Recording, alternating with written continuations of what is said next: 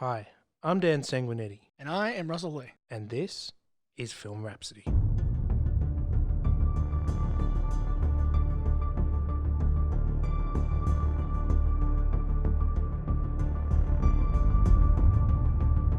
Heaven has no rage, like love to hatred turned, or hell of fury, like a woman scorned.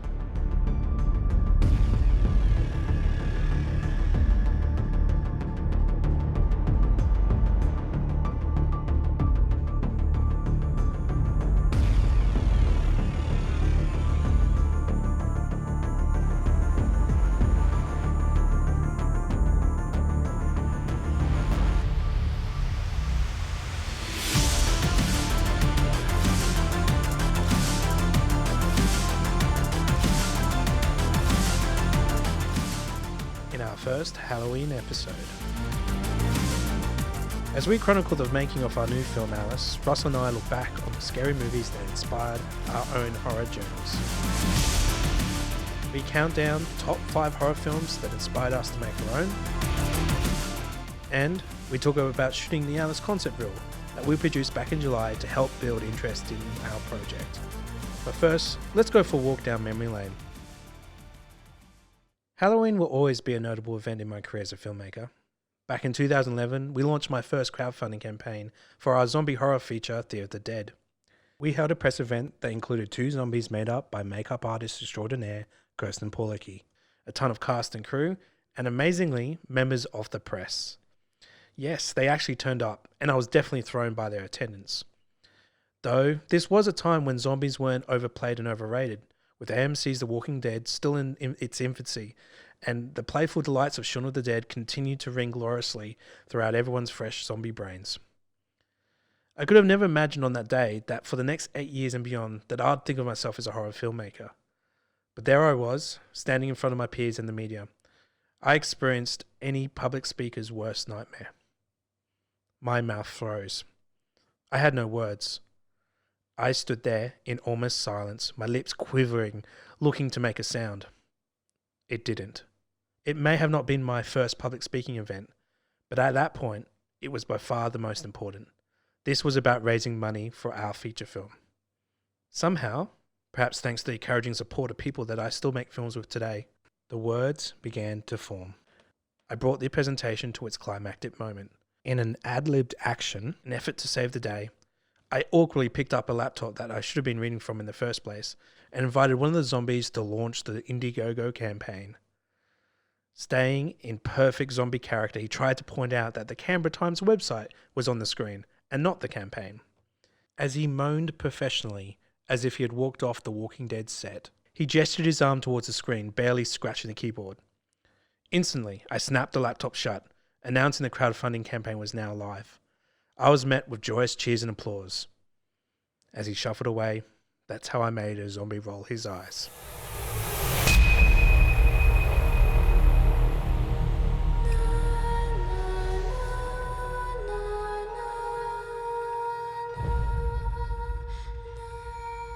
Happy Halloween, Russell.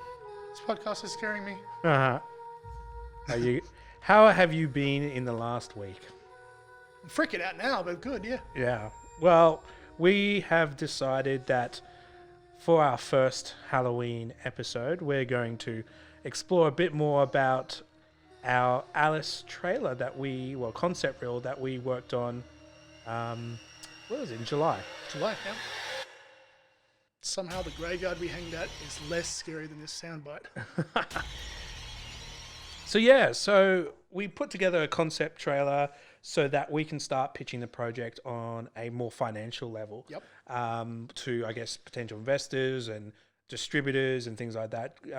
I guess the main idea behind that was so that we didn't go in cold when we start saying, what is Alice and what it's about? So, we went through a number of different iterations of the concept reel. I believe we were going to do a short film originally, but we decided and settled on going with a false trailer. We came very close to shooting the beginning of the film, which is now not actually in the script. We had a sequence that survived the first few drafts, and then we decided that we didn't want it at all. And for a while, that was going to be it. We were going to have our first kill. We're going to have setups to some of the main characters, but not actually see the main characters. And we were going to have our first look at Alice. And ultimately, we decided to write a trailer based on the feature script, bring in some actors to play certain roles. We shifted around some of the kills that showed off some of the movie. We had a friend of ours, Shani Lee Smith, play the role of Alice.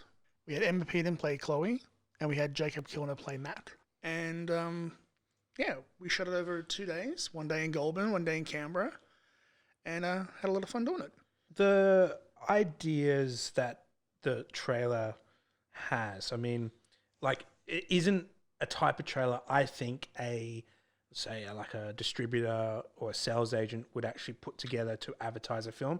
I think the way that that we've put it together was so that it actually gave all the key information we need to know. If we were to make this film, this is what it would look like.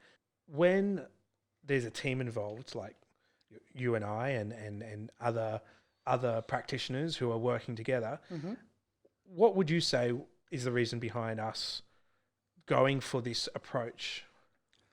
Well, you can write the best script in the world, Yeah. but it's sometimes you can't actually envision what it's going to be like. A lot of the time, some of the best movies just lay on the page, and it's not until actors bring them to life, the characters to life, and you go out there and you shoot them to actually see it. So this is a way of us being like, okay, we can't afford to shoot the entire movie right now, but we can give you a little taste. This is what we want the movie to look like. This is what we want the movie to feel like. This is some of the stuff you're going to see in it, but this is the general vibe.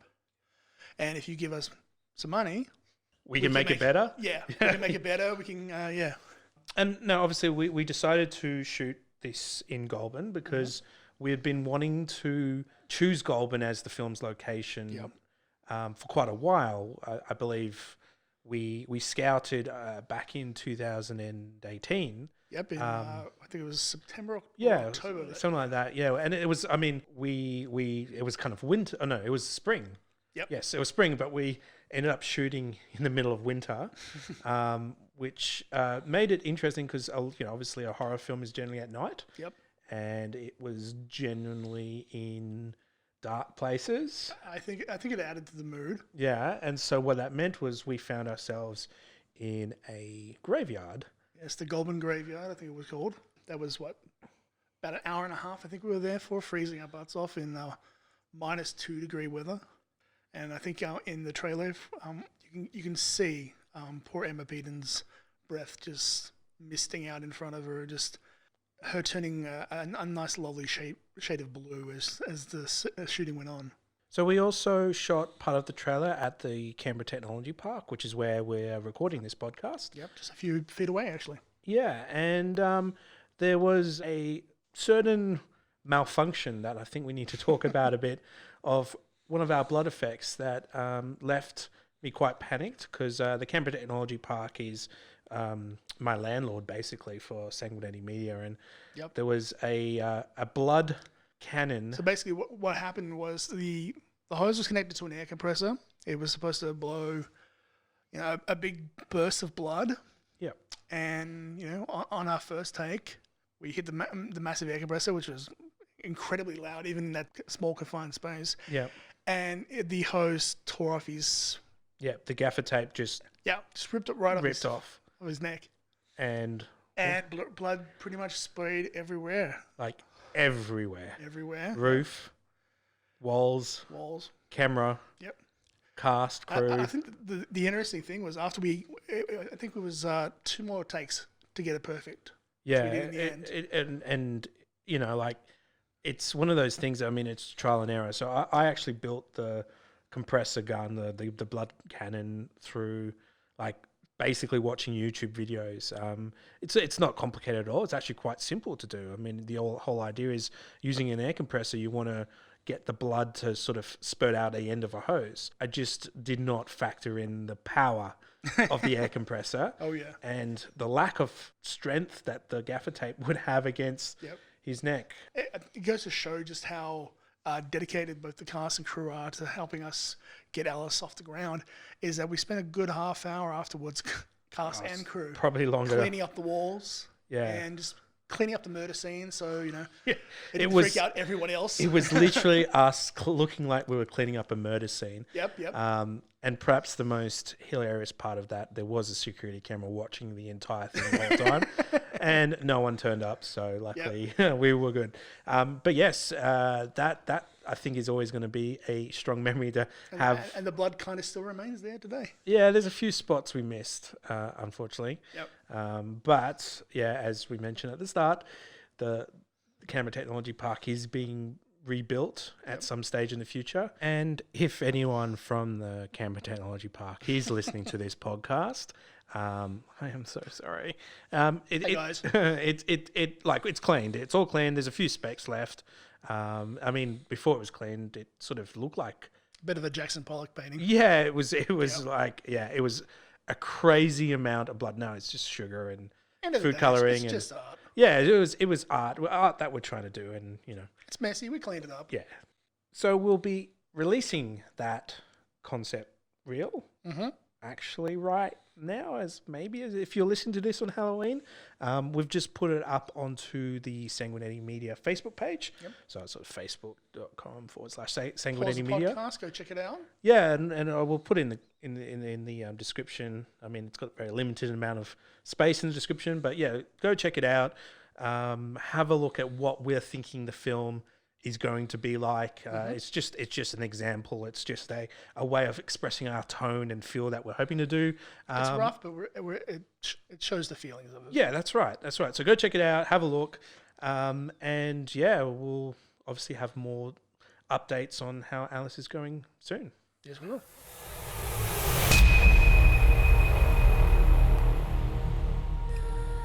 Okay, so it's Halloween.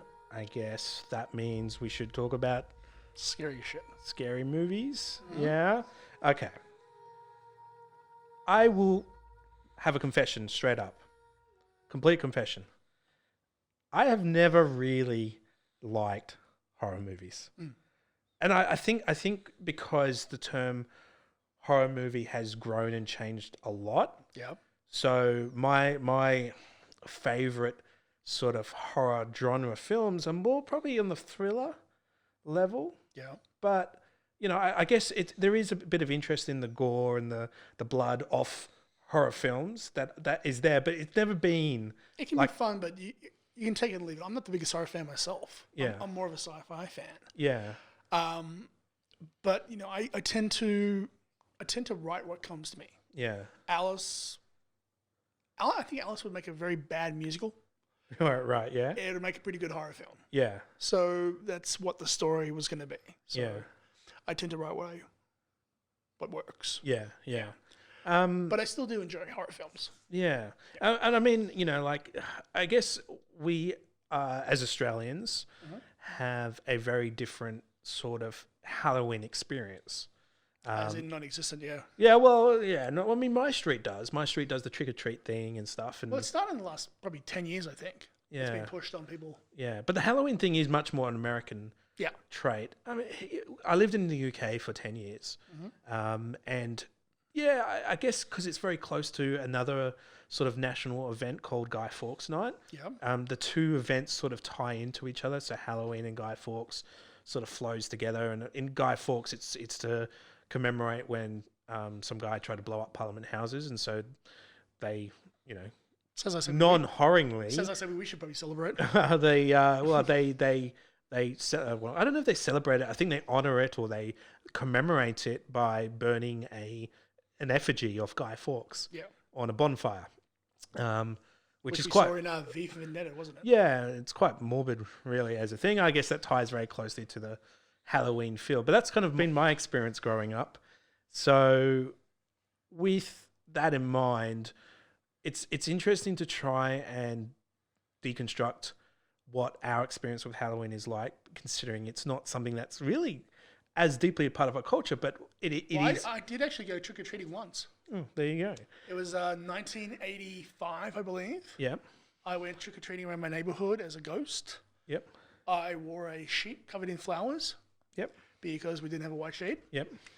I kept bumping into things because Mum wouldn't let me cut eye holes out. Yep. And after about 5 or 6 hours of people being like, hey, this is Australia, we don't have Halloween here, I went home. Oh, well, there you go. Yeah. Which means that most of our Halloween stuff, I guess, comes from From American the movies, yeah. American Hollywood, Yeah. sort of that sort of connection. And Still waiting for it to snow on Christmas. yeah, that's right. I mean, well, see, that's the thing. In England, I got that. Yeah. We did have a few white Christmases, not many, because it sort of snows later in January. But Yep. it is a very different experience in Australia, which makes it interesting that Alice starts as On Halloween night. on Halloween night, and it's a quiet Australian country town. But I guess that's where the sort of the fictional world that we're creating sort of exists. It could be an American town, but it's very much got its own unique Australian elements to it as well. It's not the first time that I've done something like that. In my first feature script reunion, I sort of had this United States of America attitude for where the town was. Took a little bit of Australian, took a little bit of American, and meshed it up so it was more of a universal town. Like you can live here if you're in America or in Australia. So that's kind of what Alice is. Like here, Alice is set, hopefully, in the 1980s, in a time when Australia really didn't give a damn about Halloween. Yeah. And so this is Halloween party going on, and so it's hopefully it crosses boundaries. That's the intention of it. Yeah. To not just be, okay, this is Australia, you have to deal with it being an Australian thing that you can't connect with in America, or vice versa, you can't connect with the American stuff in Australia. So hopefully universal. And I guess a lot of what Alice tends to bring out is sort of both our love for Halloween movies or scary movies, slasher movies, and that sort of thing. But there is also where the story does go towards in that it's also Christmas movie. Yes.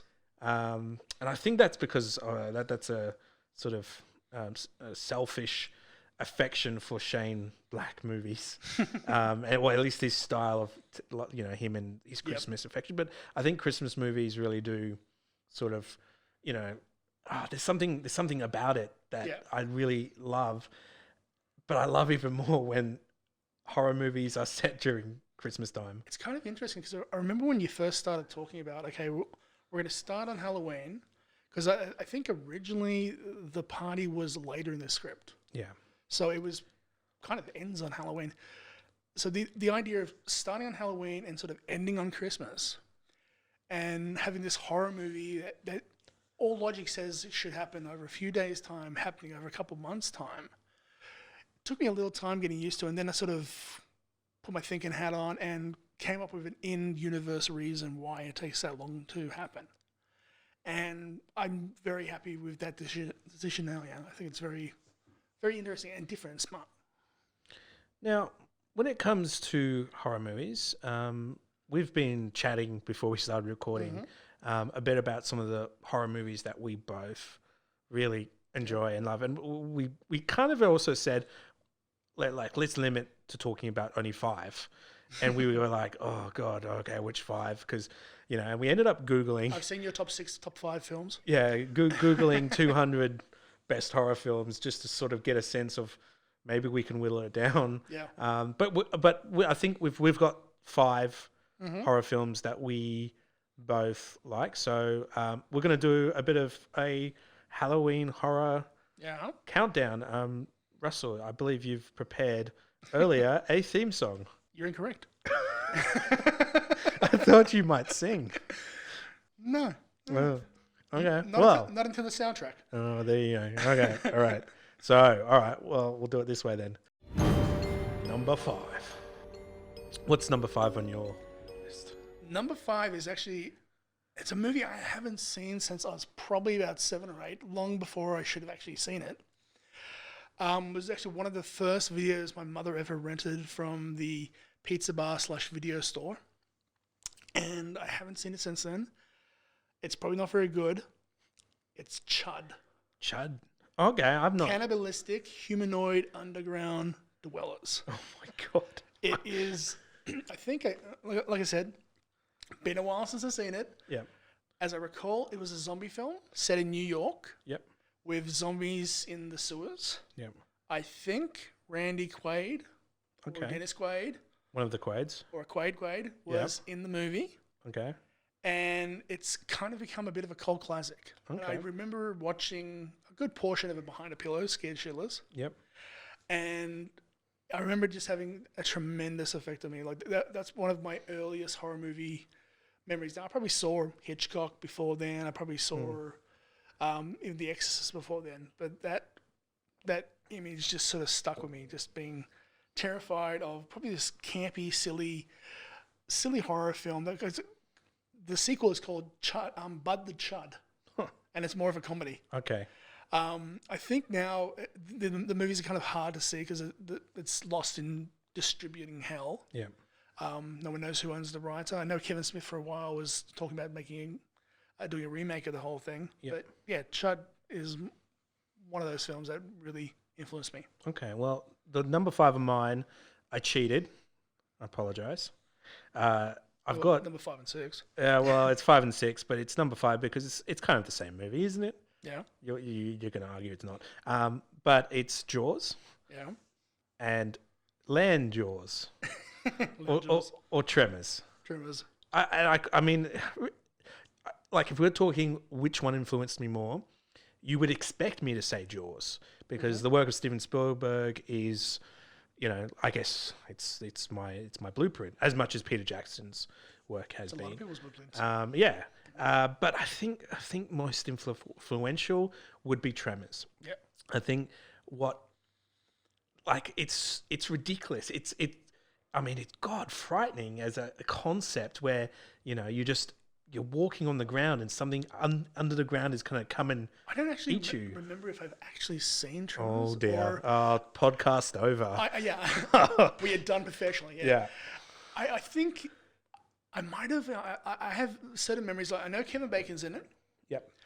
I don't know. Is Michael Gross in the first one, or He's is he just in in the sequels? every single one somehow, and some of them are set hundreds of years in the past. Is he in the TV series? I think he guest stars. Of course he does. Yeah, and yes, I've seen all of them apart from one of the more recent sequels. I believe there is a remake coming out too, and I've watched the TV series. So yes, I'm very much a fan of Tremors, and was a bit disappointed. This is a side note, but I know with like the Tremors TV series, they've just put out a Critters TV series. Oh yeah, I did see And that. I really want to see that. I think I love the Critters movies when I was a kid. Yeah. Granted that they like the Ghoulies were knockoff Gremlins, Yeah. but yeah, I just love going back to that whole stuff. But Yeah. one question I wanted to ask is now Tremors, I think, is there 6 or 7 movies, something like that? Oh, I've lost track. I mean, anyone can IMDb Jaws it. has 5 movies. 4. 5. What's the 5th one? Deep Blue Sea. I I saw that movie and I'm like, this is awesome. This is like the Jaws sequel I've been wanting to see. Okay, I'll pay it. That shark killed Sam Jackson. That was awesome. I loved it. Yeah, that was a good moment in that film. Which series do you prefer out of the two? Because some of the sequels I know with Jaws, don't know with Tremors. Oh no, Tremors are like fucking just shocking. in balancing it from Jaws to Tremors as a franchise does way better than Jaws. So there's no scenes in Tremors where what are the monsters called? Graboid. Well, each movie they evolve, Right. So they all become and turn into different things. So there's no scene in the Tremors movies where the Graboids follow Michael Gross to the Caribbean and somehow get there before he does, like there was in Jaws: The Revenge. Yeah. In the third one, No romancing by Michael Caine. the third one, they are able to fly. I'm going to see these films. I'm really going to see these films. Um, Now, are these, like, I remember a few years back there was a movie called Holes. And I remember seeing, like, a trailer for that thinking, that's a kid's movie. yeah, Okay, but it's not connected. I know, but is that kind of along the same lines No. as Tremors? No? No. Tremors is like land sharks, like Land Jaws. yeah, land jaws. Yeah, it's It's kind of funny. At a time when I was younger, I had this idea of just parroting Jaws with a movie called Teeth. And there was literally a scene where Jaws is behind the wheel of a car chasing the family down the highway. Did that happen in Tremors? Probably. I think Tremors have done it, to be honest. The Gremlins just driving cars. Yeah. I'm not. I wouldn't be surprised. Gotta get this box set. Yeah. All right, let's move on to number 4. Number 4 for me is a recent film. I'm not too sure how many years ago it was. I caught it on Netflix about a year ago. It's called Hush. Okay. Real simple movie. I think there's maybe 5 or 6 people in the movie, and it's about a deaf woman who is living by herself in the woods. And she's I thought I saw it, but no. As soon as you said woods, really awesome film. Really simple premise, really cool film. And basically, she is going about her night, doesn't realize her neighbor is banging on the door and being killed by a masked man. Eventually, about a minute or so later, she does discover this, and then the entire movie is the masked man trying to get into the house and get her, and she fights back. And it is so well done. It was most likely a very inexpensive movie to make. I think the actress that played the deaf woman was the writer. Just such a great film. So simple. Shows you what you can do with just a whole fuck ton of imagination and the desire to make a film. Okay. Very influential on what I want to do with Alice. Oh. My number 4 is 1408. I remember it, but I haven't seen it. Oh my god! That's Stephen King. Podcast over. We're done officially again. Yeah. That's Stephen King, isn't it? Here's me making fun of you, and you've just said 2 films I haven't seen, so podcast over. Yeah, look, 1408 was a surprise. I thought it would be like way more scarier than it is, and it's a scary film. I just think it was just crafted so well. In that, I mean, John Cusack gives just a performance. Mm-hmm. I just love it. Like, he was great in it. I think that was the main draw. It's just I was able to follow his character's, emotional journey through that, and I just left like really satisfied at the end. It was a satisfying movie, and was this a Stephen King? I believe, yeah, I think it is Stephen King. Or probably a short story, I imagine. I think it was based off a short story. I don't think it was based off a full novel, but. And it's basically a bunch of people at a motel. Yeah, well, it's about a writer that John Cusack plays. He's a horror writer. Stephen King wrote a story about a writer. He hardly ever does that. Yeah, I know. And and like basically he I think he stopped believing in horror. I think that's like the main concept, and so he's becoming like a skeptic. He lost his faith basically. He's gone to stay at this hotel to survive, I think, 10 days of living there, or being there, and sequestered himself maybe to write. The idea is to write, and of course that always works out well. It is so haunted, and I love it. Now, I think you mentioned that Sam Jackson's in it. Yes, he is. Is he a ghost? Does that spoil the movie? I don't think. No, number 3. He's not a ghost. Yeah, let's move on. All right. My number 3 is Nightmare on Elm Street. I didn't get to say number 3. My number 3 is Nightmare on Elm Street. Okay. Part 3. Oh. The Dream Warriors. Okay. Now this is kind of my how to do a sequel right. Yep. For those who have seen the Nightmare on Elm Street movies or haven't, Part 2 was the only departure from the genre, really.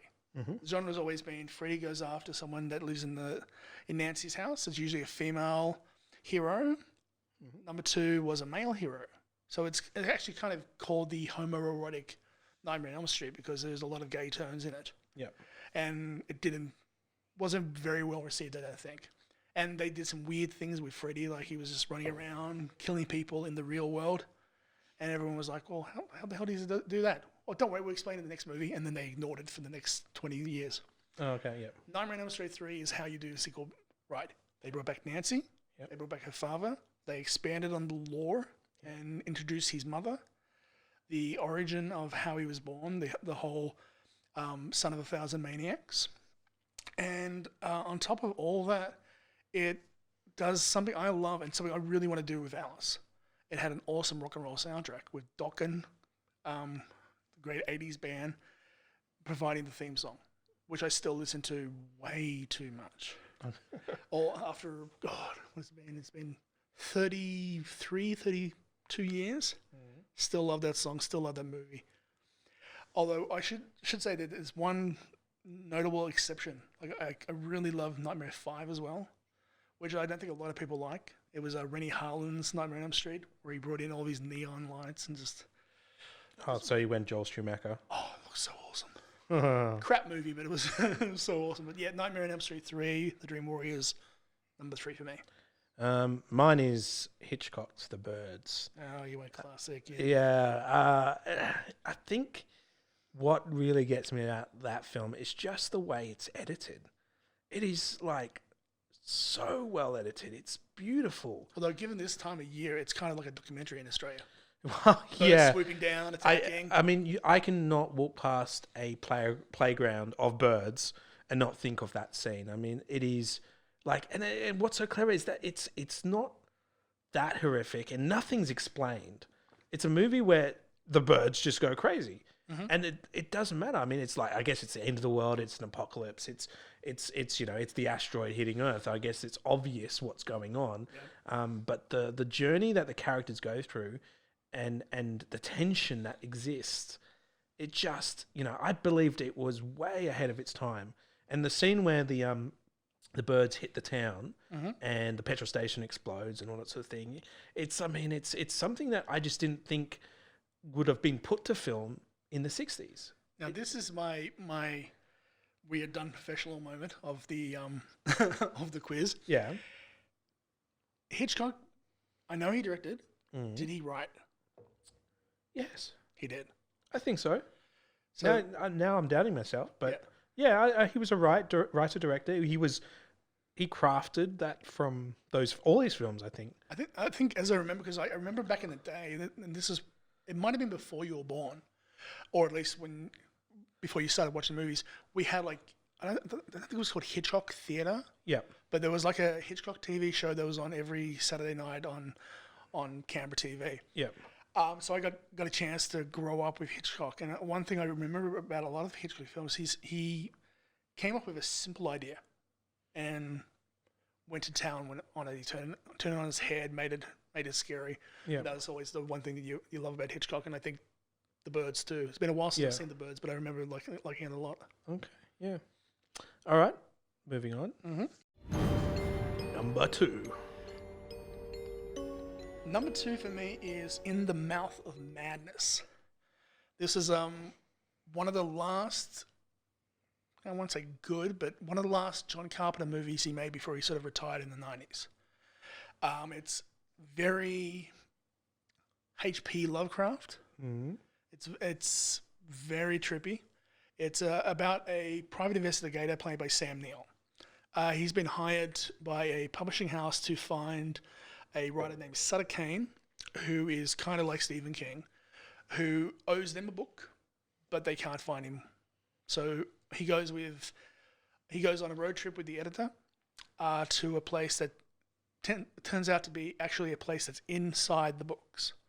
So they basically go into the books and come across Sutter Kane, come across the strange Lovecraftian type of monsters that are around and things that are in his books coming to life.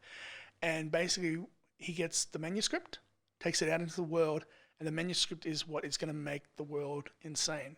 So it's basically this apocalyptic tale about how the world is slowly going insane because of this book. And I guess towards the end, they're like, okay, well, not everyone reads, that's okay. The movie will do it. Mm. And the caveat of the whole movie is that the character of, I think it was John something or other that Sam Neill played, was a character in this this book that he had written. And we're watching the movie as the movie goes along, and it's phenomenally good. You seem to like the meta side of these, because every now and then. Yeah, I mean, we were talking before the podcast recording about the New Nightmare. Mm-hmm. Yeah, Wes Craven's New Nightmare. Yep. Which I somehow just missed from my radar. I was like, what's they made another Nightmare film before they did the remakes? After Freddy's dead and before Freddy vs. Jason, they made Wes Craven's New Nightmare, which was set in the real world. The actress that played Nancy played herself, Wes Craven played himself, Robert Englund played himself, and it was basically about how the Nightmare on Elm Street films contained this otherworldly evil, and now that they stopped making the movies, the evil has sort of. Oh, so it connects with the second one. Nightmare on Elm Street. Yeah. Not in the sense because you were saying he was killing people in the real world. Yeah, but basically, how he kills people in the dreams. Oh, right. In that movie, he was somehow manifesting in the real world, and it made no sense. So he's manifesting in the real world. Yeah. So now it's in the real world. We watched the trailer not so long ago, and it's a terrible trailer. It doesn't really do the movie justice. It comes off looking like a documentary. Yeah. But it's very cool. They redesigned Freddy. They took away the glove and made it sort of a claw because it wasn't actually Freddy. It was this demon character. Yeah. And it was the first time that Wes Craven came back to the series. First and only time. Yep. And it was pretty popular. Yeah. Okay. But completely off your radar. Yeah. No, I was so a bit surprised. So something I'm gonna definitely check out. Movie night. Yeah, movie night. Yep. So no, my number 2. I don't know. I reckon I'm gonna get some groans over this one. But I think like the series for me is just so influential in my storytelling, in my horror interest in slasher movies, and I guess Human Centipede, is it? No, and no. It is Scream 2. Nudes. You hipster, you. Well, you see, I believe you were a child of the 80s. Mm-hmm. I am a child of the 90s. Oh, you poor sucker. And Scream was quite influential. It came out I was a bit too young to see the first one when it came out. I actually remember seeing the first one. I saw it at the Electric Shadows Theatre in Canberra. Yeah. And I think I knew nothing about it. Yeah. Absolutely nothing about it. I didn't know that Wes Craven did it. All I saw was the poster with Drew Barrymore, and I was like, oh, I like Drew Barrymore. Yeah. Had no idea about it, so I went into it completely cold. Yeah. Loved it. I do like the Scream films. I will give them shit. Yeah. But mostly because of all the copycats and clones that came out after it. True. Yeah. It started a genre of its own. Yeah, it set the mold for slasher movies, basically. But that's what I liked it. In a way, I mean, why Scream 2 was, I think, really good for me as a influencing film is it dealt much more deeply into what horror films can do and sequels. Mm-hmm. I guess as like My Nightmare 3. Yeah, and in a way that a young person interested in media, I was just on the edge of really my interest in film really taking off when I finally saw Scream 2, which would have not been in 97 when it came out. 97 or 98. Yeah, but it would have been like 99, 2000 is when I saw it.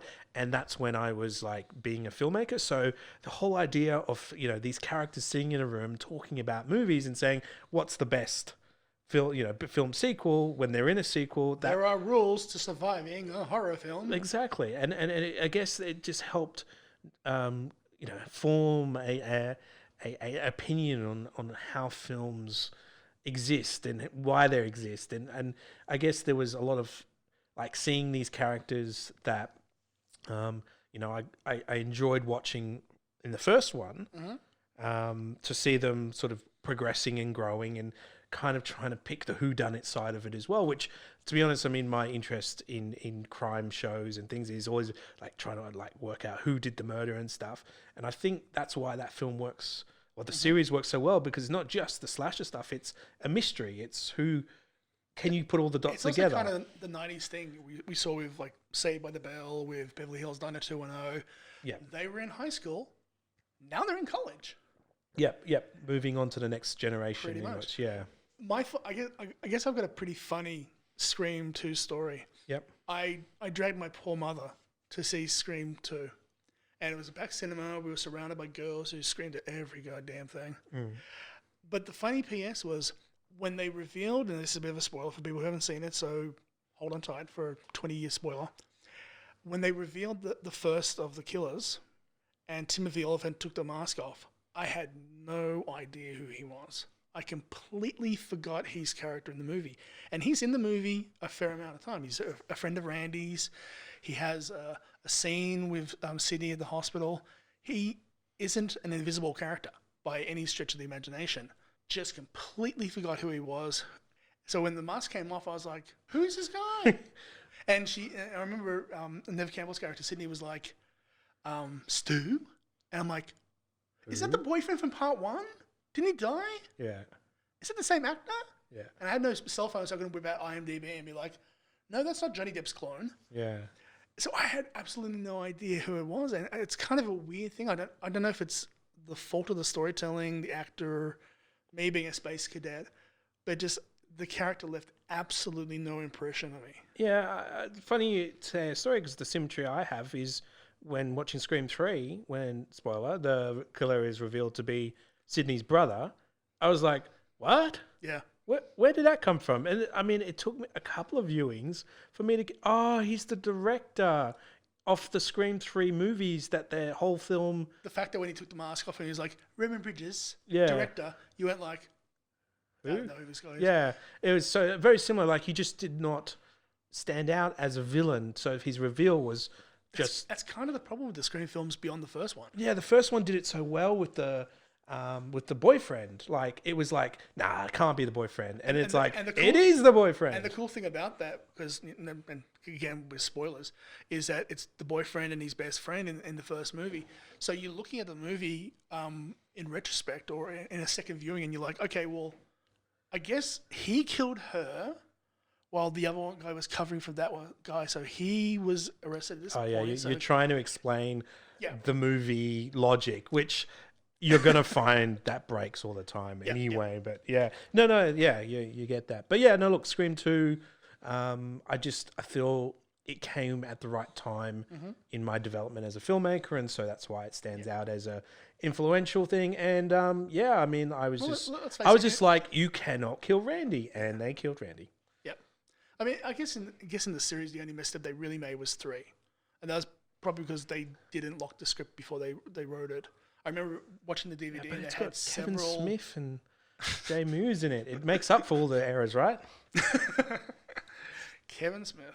Okay, so we should move to the big number 1. Number 1. Halloween. Oh, obviously. Oh, shut up.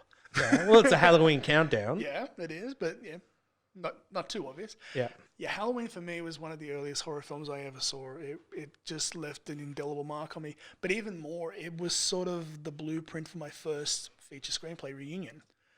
The whole movie is just this massive, long build-up.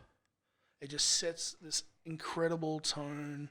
And granted, it's 40 years old, so horror movies have changed, audiences' reactions have changed, so it probably doesn't have the same reaction to most people, but for me, it did. It spent a good 60% of the movie building up before really anyone died. And then shit starts happening.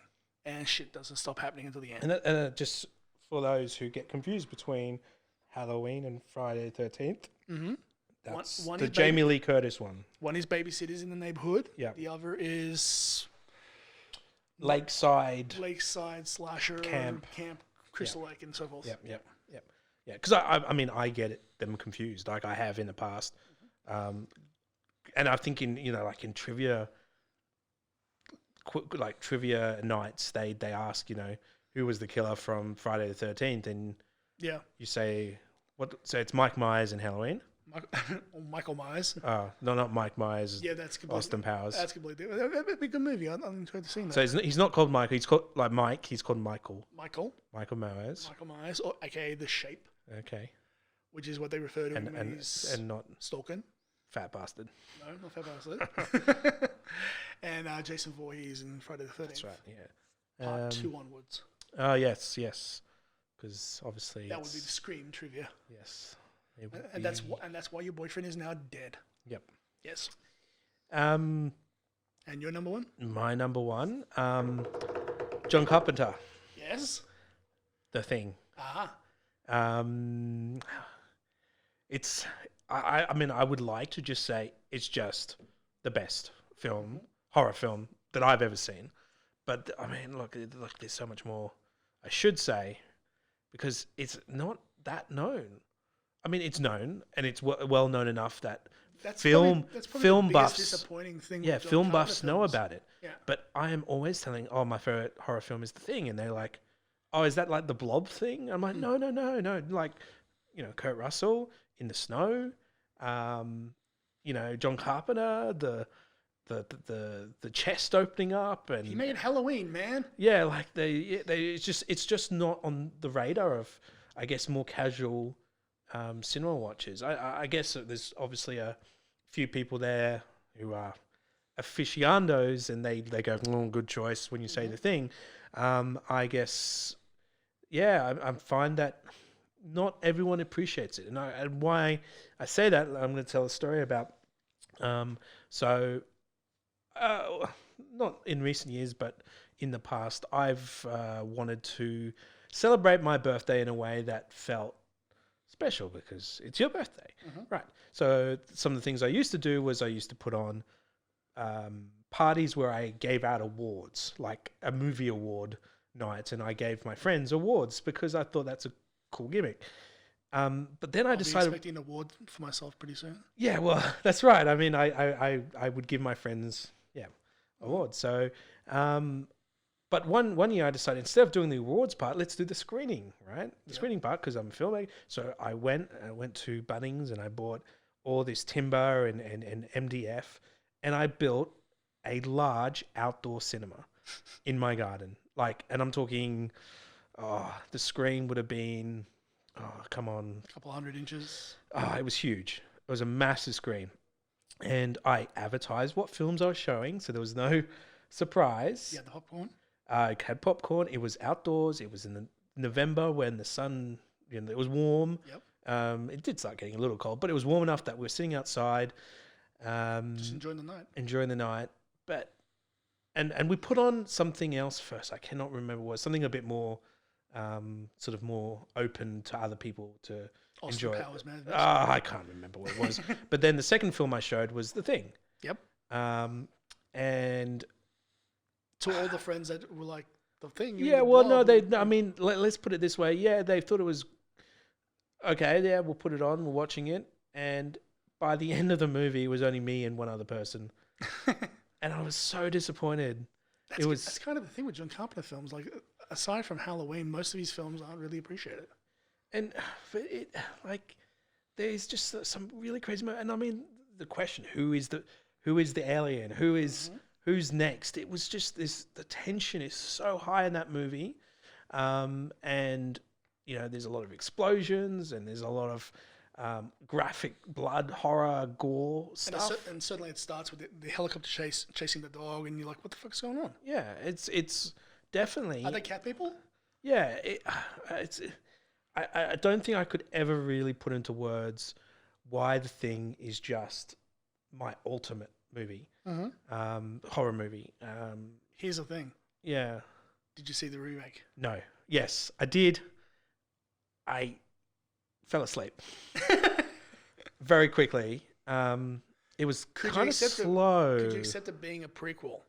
Which is kind of what it was. I did accept it as a prequel until all the CGI stuff really destroyed it. And I know behind the scenes they were trying to... They did try to do practical, and I don't understand why some idiot producer went, no, it looks terrible, we got to CGI it. I'm like, well, now it looks even more terrible.